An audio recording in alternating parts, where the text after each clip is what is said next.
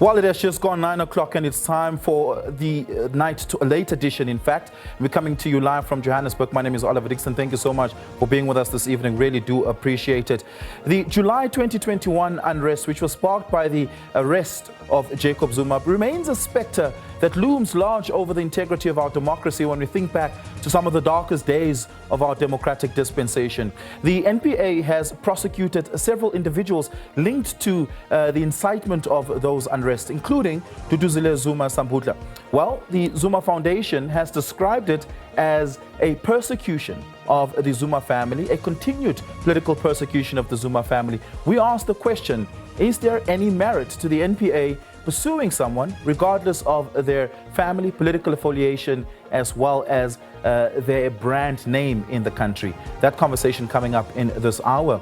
Now we're going to be speaking to Kokta in KwaZulu-Natal following the warning that was issued by the Weather Foundation and also by Weather South Africa on what are going to be incremental weather in the different parts of KwaZulu-Natal. Very importantly, it's a level 4 warning that has been issued there. What should we be watching out for, and what are some of the issues that could emanate from inclement weather in KZN following that? But more importantly, given that KZN has consistent inclement weather that many are tying to its fight against what is the front line of climate change in South Africa. This falls right and square in the backdrop of what is the COP30 gathering taking place in Brazil right now. There's a funding gap that leaves vulnerable communities and vulnerable countries in a more precarious position than it otherwise is, given that it relies on funding from the West. President Ramaphosa has previously called out the funding gap as a responsibility of the West. We asked the question tonight on the show, what role does COP30 play in safeguarding vulnerable communities like KwaZulu-Natal? And then we're going to be speaking to Cardinal Stephen Brislin on President Ramaphosa's visit to the Vatican, where he met with the newly appointed pontiff. All of that and more coming up at the show in this hour. But first, let's take a look at your headlines. They're at pains and they're desperate in terms of trying to actually pin something down on Comrade Duduzile. Duduzile Zuma-Sambudla was in high spirits when she entered the dock for the start of her trial. She pleaded not guilty to 1 count of incitement to commit the offence of terrorism and 2 counts of incitement to commit public violence related to the 2021 July civil unrest. When you're guilty, you try to delay as much as you can because that's the only strategy that you have.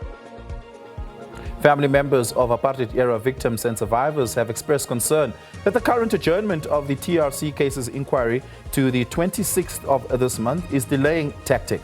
The inquiry was adjourned to allow the National Prosecuting Authority and the Justice Ministry to file a formal application for the recusal of the Commission's evidence leader, Advocate Ishmael Semenya. What was alleged is that they tortured this person on the scene where they used a method called tubing. The Madlanga Commission has heard that a group of EMPD officials would allegedly commit crimes, including murder, under the guise of formal operations. This, as retired EMPD Deputy Chief of Police Rivo Spies continued his testimony, which delves into the extent of which alleged lawlessness plagued the Ekurhuleni Metro Police Department, an institution which alleged cartel member Vuzimuzi Kat Matlala allegedly enjoyed a beneficial relationship with. We convey our condolences as a Gauteng government to the bereaved families. May the souls of the departed rest in peace. The Gauteng government says it will dispatch resources to assist the victims of a shack fire that claimed 5 lives in Etwatwa in Ekurhuleni. The incident happened last night when the shack caught fire and all 5 occupants died. President Cyril Ramaphosa has concluded his first high-level engagement with the newly appointed pontiff of the Catholic Church, Pope Leo XIV. The 2 leaders addressed issues of humanitarian aid, climate justice, emergency response and peace building. Archbishop of Johannesburg, Cardinal Stephen Brislin, joins us in this hour to reflect on the meeting.